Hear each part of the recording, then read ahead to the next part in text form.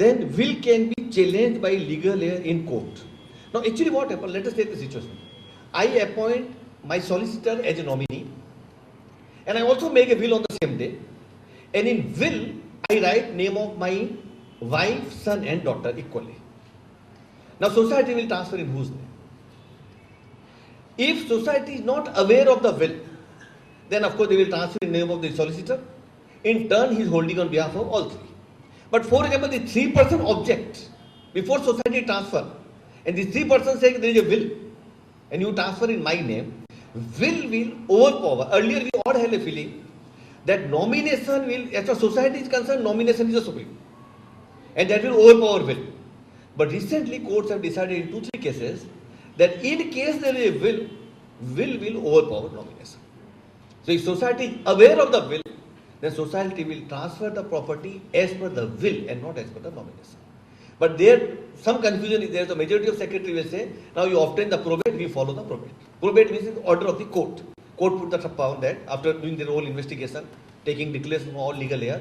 So it is always advisable, always make will and nomination in favor of one person only. If my intention is to give flat to my wife, I must make will in favor of my wife and nomination in favor of my wife. If my intention is to give to all my 3 children, I make nomination in favor of all the 3% and will also in favor of all 3%. Then things will, because in case I make a nomination in favor of my wife and son and will in favor of my wife, son and daughter, then they will always, so always try to tally as for society, because property value is gone up like anything. This reminds me, in 1978, I purchased flat in Mulbaril area at the rate of 200 rupees per square feet. And today flat is sold in my building at 70,000 rupees per square feet. Now I purchased one office at Nariman Point in 78 at 150 rupees per square feet. And person who bought from me afterwards, he is getting rent of 250 rupees per month. So price has gone up. So that is the reason whole things have become more and more complicated. Everyone non-resident earlier hardly bothered about the property. Now any that take place, first they come from USA. And immediately within 10 days they ask the other brother, "Abhi kya karne ka hai? How many property we have? How to distribute?" So he feel he not come for condolence, he came for the property. The value has gone up. So that is why one should make planning right from day one and beginning. Now many times it happens, person feels, I've seen recently 2-3 cases. I will give one example to save time.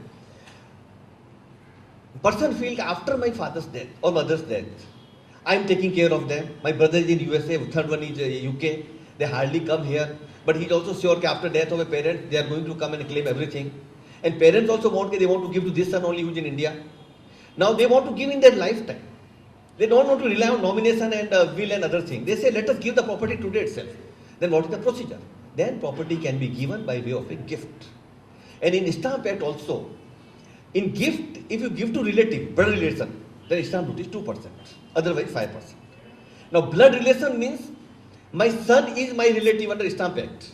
My daughter-in-law is not my relative under Stamp Act. If I give to my daughter-in-law, I have to pay 5%. My daughter is my relative, but my son-in-law is not my relative. If I give to my son-in-law, I have to pay 5%. So, but income tax mein, my daughter, my son-in-law, my son, my daughter-in-law, all are my relative. So income tax point of view, there is no problem, no clubbing if you give to your even second opposite spouse. But in stamp duty, I will give you an example, very interesting example. One lady came to my office. She came with her son-in-law and she wanted to give gift of her son flat to son-in-law. So she said, Mr. Punme, I want to give gift of my son. She purchased a flat in 78 for 1 lakh rupee. Today the flat is worth 3 crore. So I said, madam, if you give to your son-in-law, he is not your relative, so you are liable to pay 5% stamp duty. If you give to your daughter, you pay only 2%. So son-in-law immediately reacted, can give to son-in-law is also chartered accountant, daughter is chartered accountant, and mother of course is housewife. And mother have no other children, so all are staying together in a mother-in-law's flat. Now mother immediately, when son-in-law said you give to your daughter, that mother-in-law reacted. She said, no, I want to give to you. If I give to my daughter, she may take divorce from you and settle somewhere else. So I want to protect you more than my daughter. So fine. So her decision was very clear. She wanted to give a lifetime and to son-in-law. Second day, daughter, son-in-law and mother-in-law all three came. Now daughter is also not worried to get given to son-in-law, but her worry is that you have to pay 15 lakh rupees stamp duty. Because mother had another 1 crore in FDR and various shares and securities. So she thought the 15 lakh will just go away in stamp duty. So if my mother give to me or my son-in-law, what difference it makes? So she was said better to pay 6 lakh, why pay 15 lakh? So she was also right. My mother-in-law was very clear. So, doctor, let us discuss. She came. She said, the advocate has given me a scheme. In case, first my husband take divorce from me. Then my husband get married to my mother. So they become husband and wife. Then complete the gift transaction, so the husband and wife 2%. After transaction is over, again she take divorce and again get married to me. So I say divorce marriage, to take one divorce, it take couple of years, 2 years or whatever. So she said, no, there is one advocate in Ghatkopar. He said that if you give me 50,000 rupees, I will do everything in 6 months' time. So by paying 50,000, we can save 8.5 lakh of rupees. And in fact, very honestly, she is going ahead with that scheme and paying only 2% and not 5%. So what I want to convey is that Supreme Court repeatedly said, number of times, legally you can avoid anything, payment of taxes or stamp duty or registration fees or transfer fees. In 4 corners of law, it is perfectly okay. Evasion is not permitted, avoidance is permitted. So legally, whatever planning one can do and avoid payment, because in nomination, in will, it is not a transfer, it is a transmission. So under will nomination, when something is transmitted, no stamp duty, no income tax come in the picture. Here, let me just explain. I will give you an income tax case. There was a Parsi gentleman. He was in the share business. His son was a chartered accountant. Father and son both were the partners. And father passed away at the age of 90. So son naturally became proprietor for a second, and he admitted mother as a partner. So mother and son both are 50-50. As our income tax officer, they are all extraordinary mind. They can think of anything which we cannot think of. They can think of, sometimes they can read in between the line. And so he said, the moment father passed away, there was a dissolution of the firm because son has become proprietor. Partnership was not there. The existence of partnership have come to an end. And once there is a dissolution, there is an income tax section 45(4). When firm is dissolved, all asset of the firm is to be revalued as per the market value, and firm is liable to pay the capital gain tax. Now, for example, firm has purchased the property in 1 lakh, market value is 3 lakh, then they have to pay the stamp income tax. Now, they were in firm, there was only one asset, shares of a Bombay Stock Exchange, because they were the broker for the Bombay Stock Exchange. Their share certificate, the share of the Bombay Stock Exchange were purchased by the firm for 25,000 rupees. At the time of death of a father, it was worth 3 crore rupees. So I to charge tax on 3 crore. This, of course, man have filed the appeal. At the same time, he had no money to pay. So he sold the card in a market to his sub-broker, one of his sub-broker. He was the main broker, now become sub-broker, and his sub-broker has become the main broker. He sold the card. By the time price has gone down, so at the time of death, value was 3 crore. At the time of sale, it was 1.5 crore. So he could get only 1.5 crore. Even he paid tax on 3 crore. Then 1 crore 20 lakh or whatever tax was paid. Appeals were filed before CIT appeal. CIT appeal also decided against him. Matter went to the Tribunal of Income Tax. And tribunal say the firm is dissolved because of act of a god, because of a death of a person. It is not voluntary transfer. So it is not a transfer, it is a transmission. And in case of a transmission, no income tax or no stamp duty come in the picture. And accordingly, tribunal decided in his favor. That order accepted by Income Tax Department. They have not filed appeal in the High Court. Otherwise, Income Tax is the biggest litigant. Every case they go to High Court and create problem for the SSC. Now, that was luckily accepted. 120 he paid. With interest, he got 160 back. And by the time market value of share has gone further down to 75 lakhs, he could buy again the card in 75 lakhs. So, what message is, because of an act of a god, anything happened. There is no stamp duty, no income tax. Here, let me make it further one clear. Let us say my father had one property. And either he made a will in favor of 4 sons, that all my children will get equally, or let us assume that there is no will also. And even though there is no will, his property will get 4. Let us assume that my father had one property which is worth 1 crore rupee. Now we all 4 brothers got that property, we become co-owner of that particular plot or house or whatever, 1/4, 1/4, 1/4, 1/4. So each have say 25 lakh, 25 lakh, 25 lakh, 25 lakh. Now 3 brothers we want to give to our 4th brother.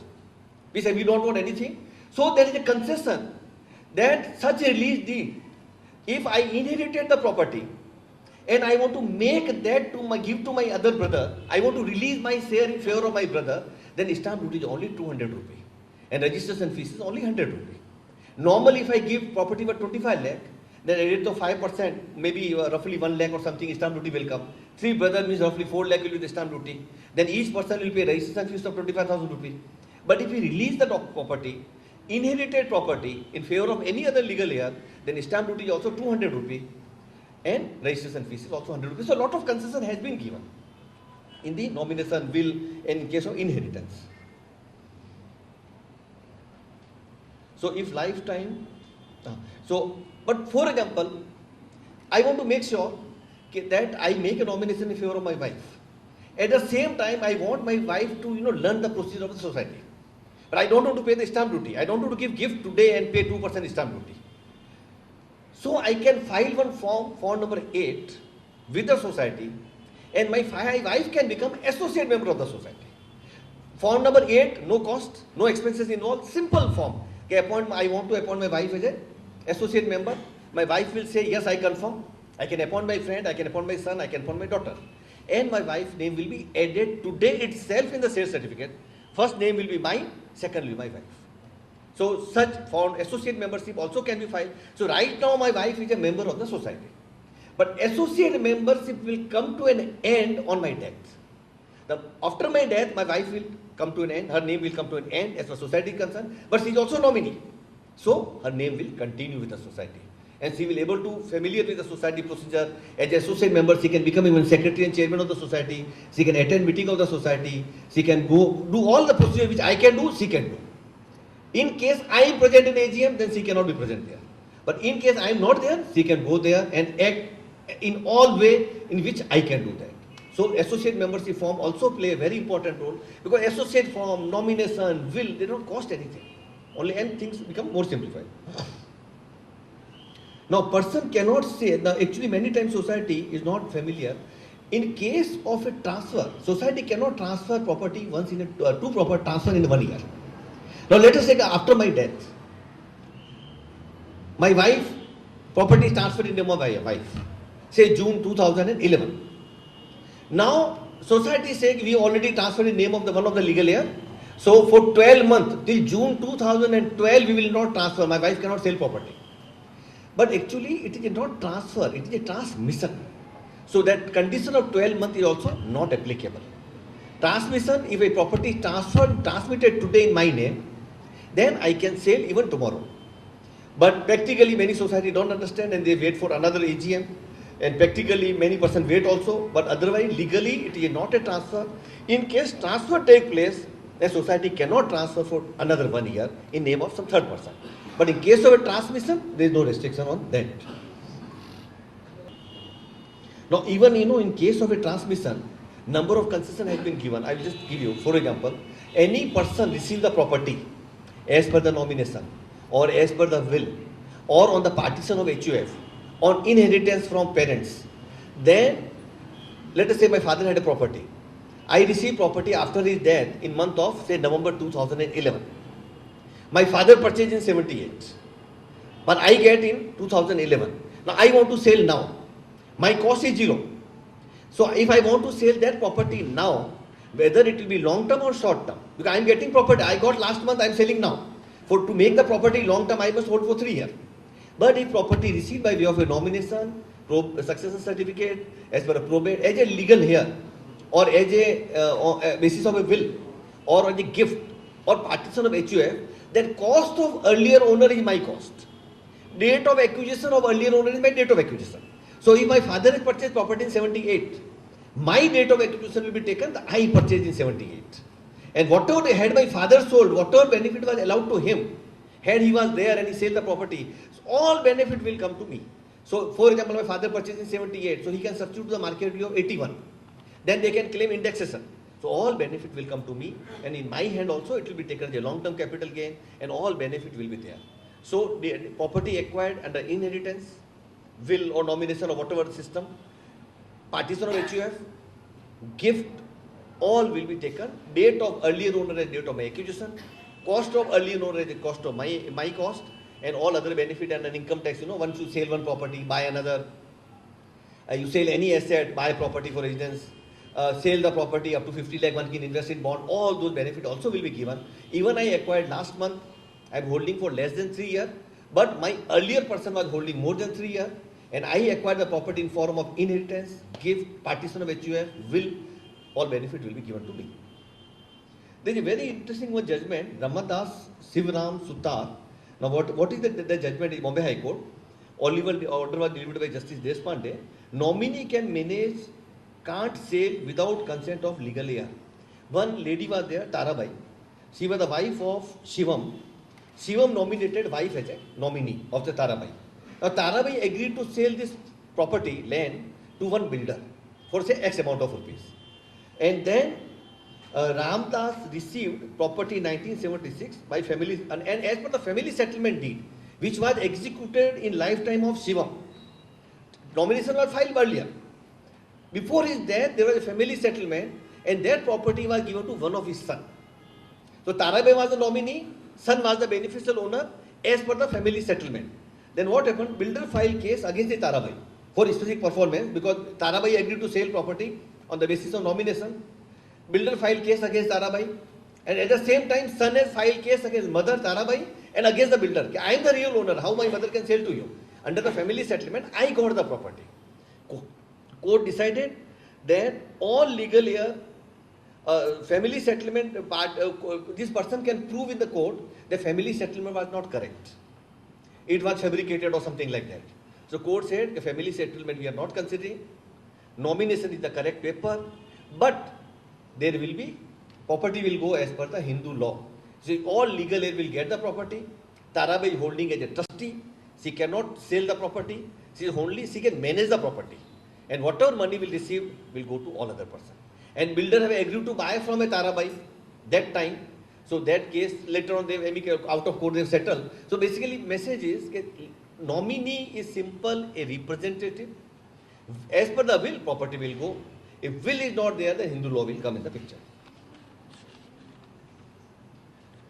Now friends, here few issues I will tell you. Many times when I make a will, even last week only one person came.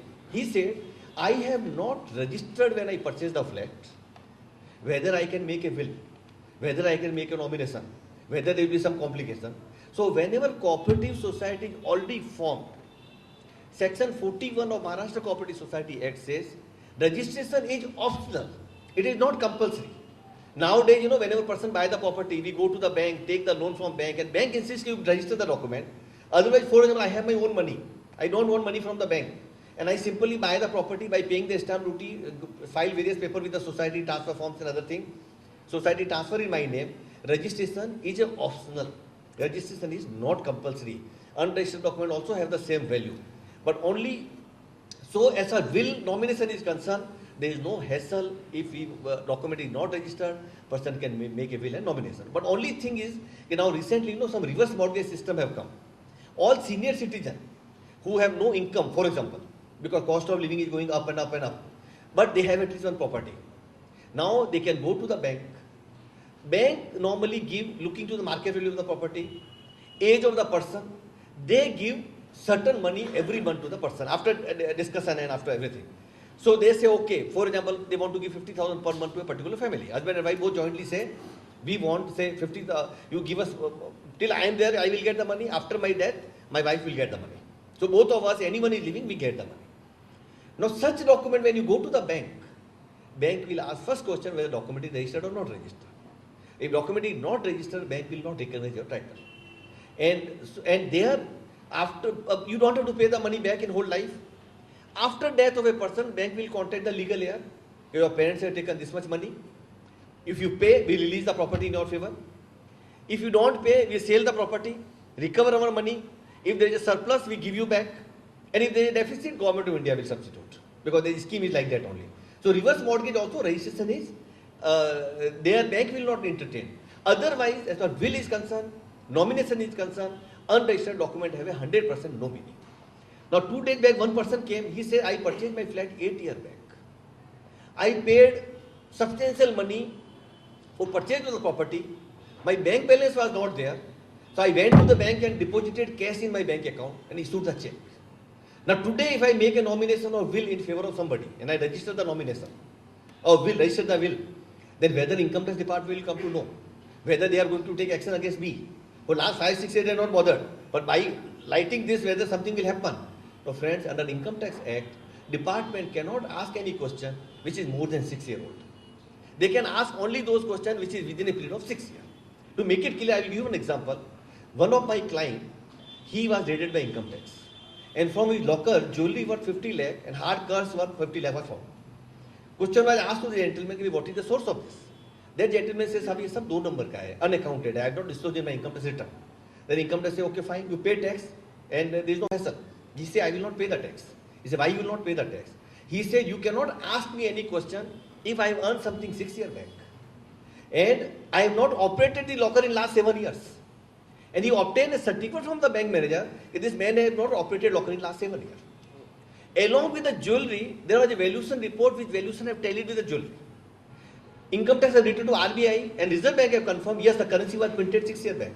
And they could not do anything. So what I want to convey, when you make a will or a nomination and some property, you have no proper explanation, property acquired 6 years back, up to 31st March 2004, department cannot ask any questions. So there should not be any worry if I sell today, what will happen? For example, I kept money in the fixed deposit in 2003, 10 lakh rupee. It is completely outside books of accounts. I want to add my son's name as a nominee. My son will be getting the property.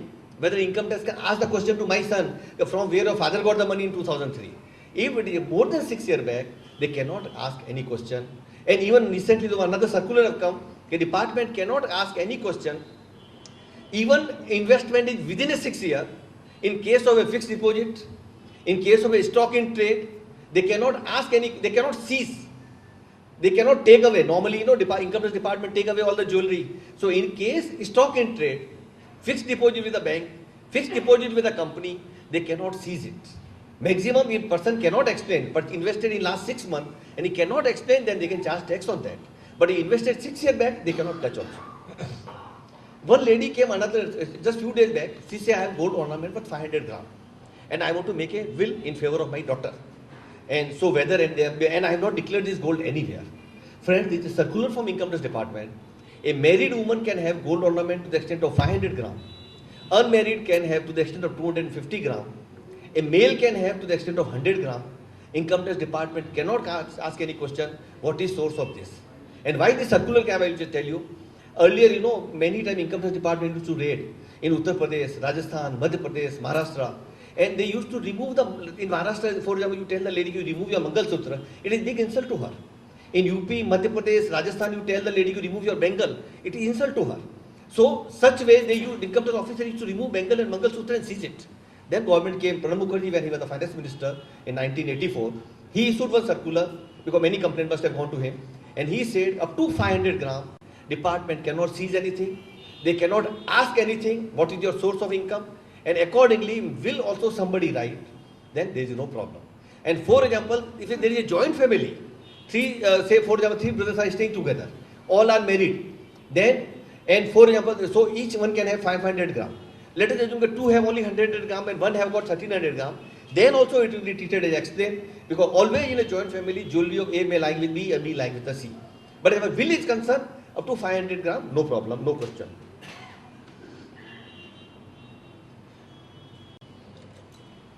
Now, before I go to the question answer, which I have taken, I want to touch one point here.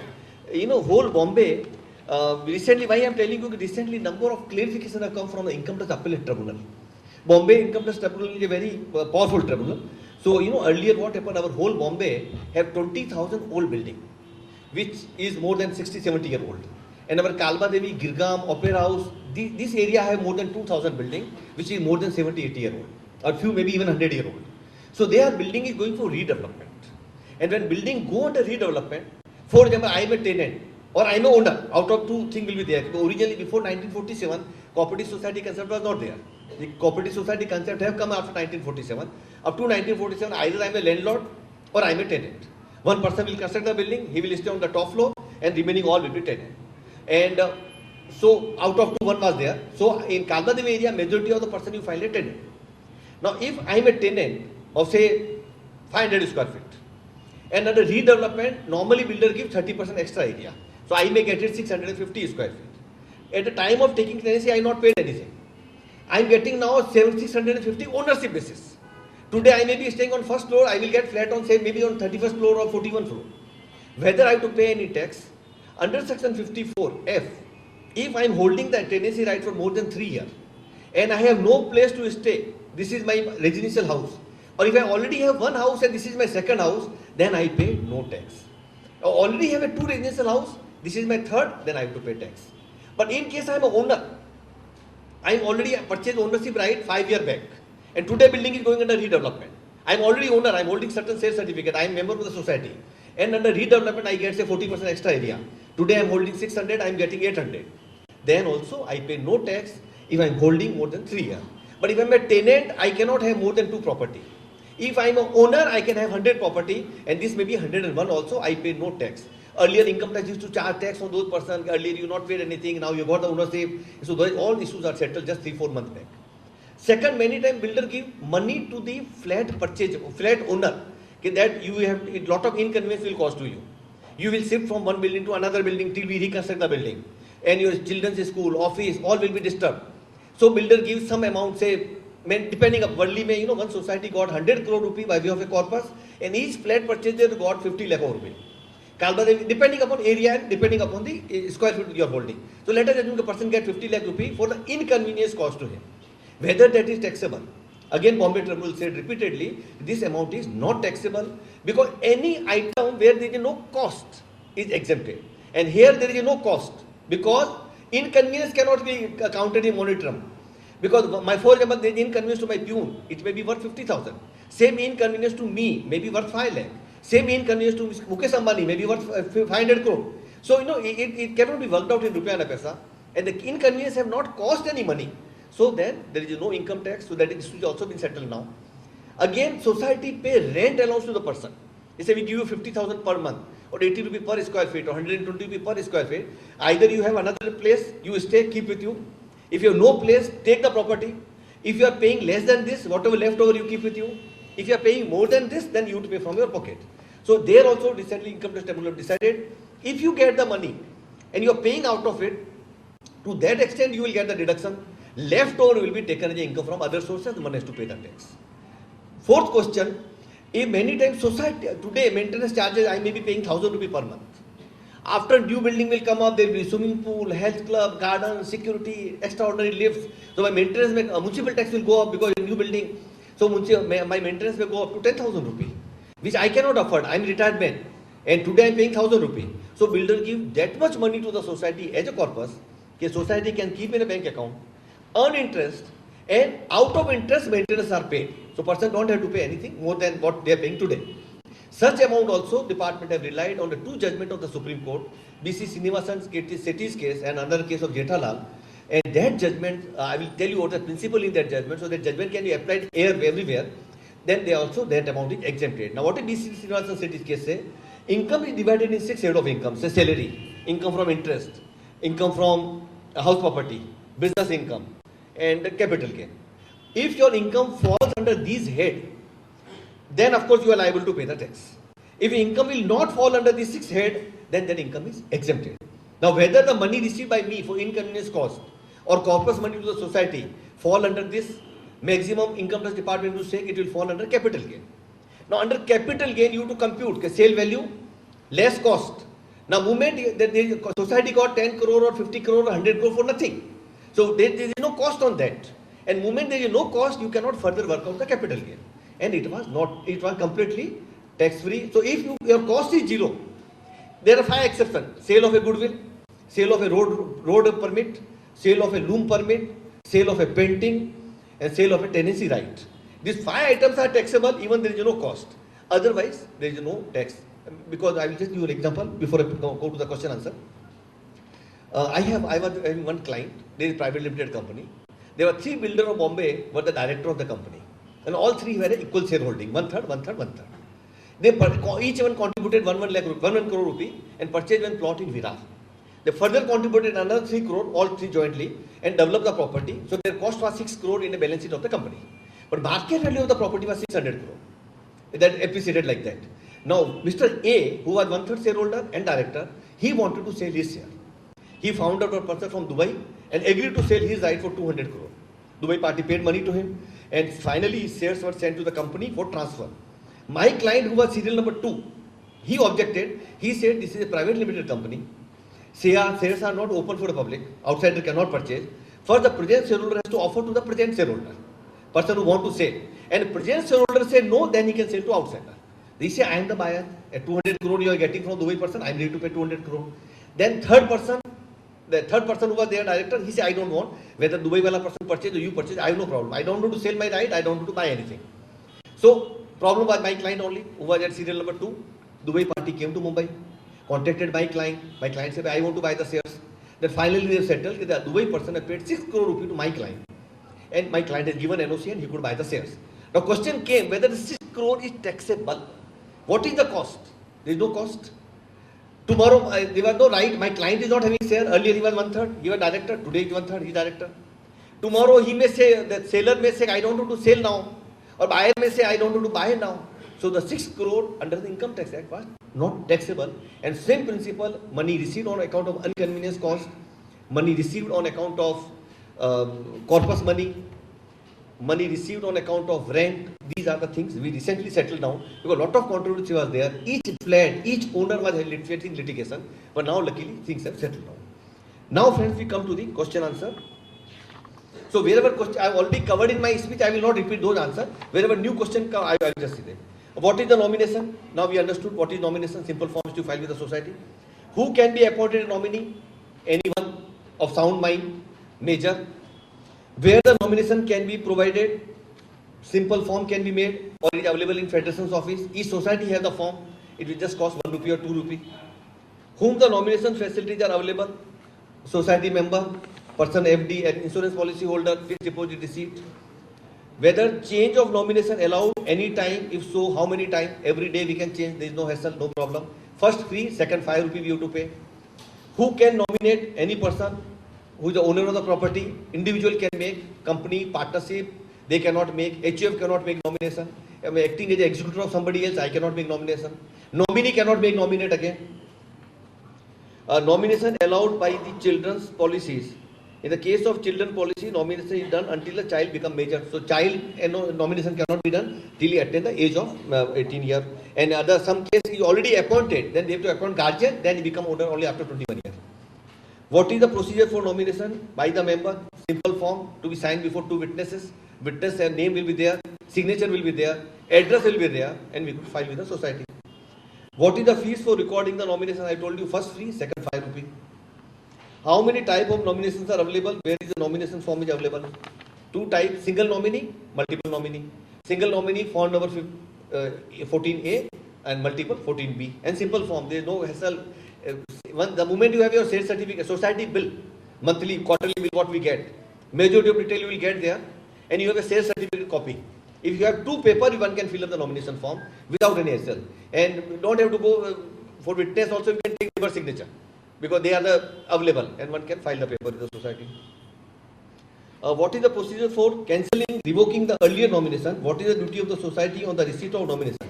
If I want to cancel and I want to make in favor of somebody else, then I can file fresh nomination, automatically first get cancelled. But for example, I have not decided what to do. Then I can write a letter, I made a nomination on this date. If copy is available, better to attach the copy so they can link. Copy is attached here with Xerox copy, and I want to cancel my nomination. So that can be cancelled. So that nomination is not binding. Similar way, will also can be cancelled. I make a will in favor of somebody, I can go and cancel the will, nomination. Will. What is the procedure for transfer of shares and interest? A deceased member in the capital property of the society of the nominee. The simple application, death certificate, and 3-4 paper which I told you earlier. What is the consequences of not making the nomination and allow the society will deal with the property of the deceased member in the case of filing nomination? If society know everyone, they will take the indemnity bond and transfer in name of legal heir without nomination also. But if society want to play funny, they may say bring the High Court probate and this and that, which may take a lot of time.